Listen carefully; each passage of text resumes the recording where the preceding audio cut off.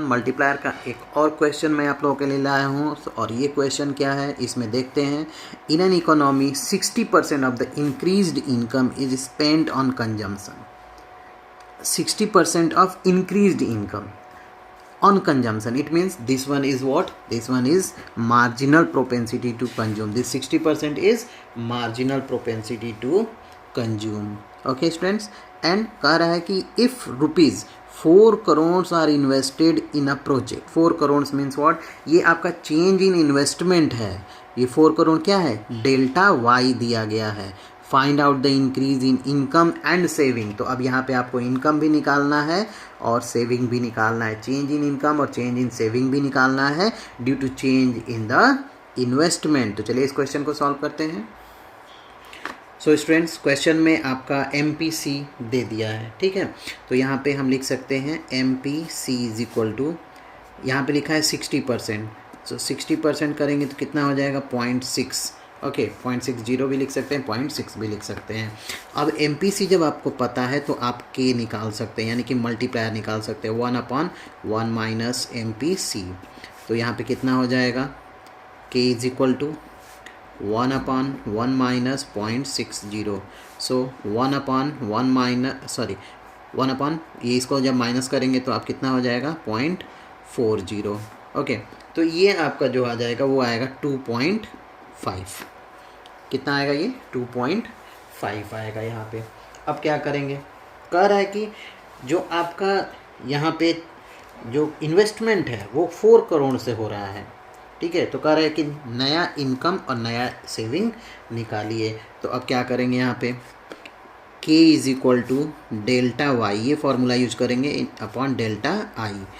अब यहाँ पे क्या है, K कितना दिया है, 2.5। अभी हम लोगों ने फाइंड आउट किया, is equal to delta Y, ये आपको नहीं पता है, और डेल्टा आई यानी कि इन्वेस्टमेंट में कितने से चेंजेज हो रहा है, 4 करोड़ से हो रहा है। सो 4 यहाँ पे हो गया। तो अब इसको हम लिख सकते हैं यहाँ पे delta Y is equal to, delta Y is equal to 2, यहाँ पे लिख सकते हैं 2.5 इंटू 4, इट मीन्स 10 करोड़। ये डेटा ये जो है करोड़ में है, तो 10 करोड़ का इन्वेस्टमेंट होगा यहाँ पे, यानी कि डेल्टा वाई आपका निकल गया है 10 करोड़ और डेल्टा आई आपका 4 करोड़ दिया गया है और मल्टीप्लायर निकल रहा है 2.5। अब कह रहा है कि इसका आपको निकालना है क्या, सेविंग निकालना है, ठीक है। तो सेविंग कैसे निकालेंगे, सेविंग निकालने के लिए आपको MPS का फॉर्मूला यूज करना पड़ेगा।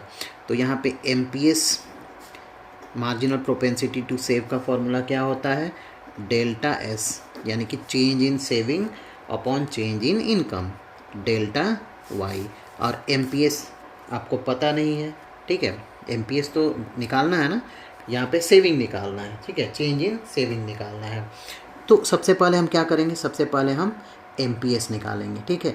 तो आपको पता होना चाहिए कि जो ये यहाँ पे ये फॉर्मूला हमने लिखा है ना, 1 माइनस MPC, ये इज इक्वल टू होता है MPS के, MPS यानी कि ये इसमें से 1 में से MPC माइनस करेंगे तो क्या निकलेगा, MPS निकलेगा। तो इस 1 में से जब आप 0.60 को माइनस किए हैं तो ये जो आया है आपका, ये क्या है, MPS है। अलग से निकालने की ज़रूरत नहीं है, आप यहाँ पे भी ये इसको ही ले सकते हैं। तो अब यहाँ MPS कितना है, पॉइंट, इस MPS को इस फॉर्मूले पे रखते हैं। So 0.40 is equal to delta S आपको निकालना है, चेंज इन सेविंग आपको निकालना है, और डेल्टा वाई 10 करोड़ है, ठीक है। तो यहाँ पे कितना हो जाएगा, ये डेल्टा S को इधर कर लीजिए, ठीक है। तो अभी कितना हो जाएगा, 10 इंटू 0.40, तो कितना हो जाएगा, ये 4 करोड़ का हो जाएगा सेविंग्स।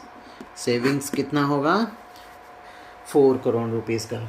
आई होप स्टूडेंट्स ये सॉल्यूशन समझ में आया है। नहीं समझ में आया तो इसको बार बार देखिए, बार बार प्रैक्टिस करिए और इसको आप ज़रूर से ज़रूर समझने का प्रयास करें, क्योंकि क्वेश्चन मल्टीप्लायर का ज़रूर आ सकता है एग्ज़ाम में और उस समय आप इस क्वेश्चन को आसानी से कर पाएंगे।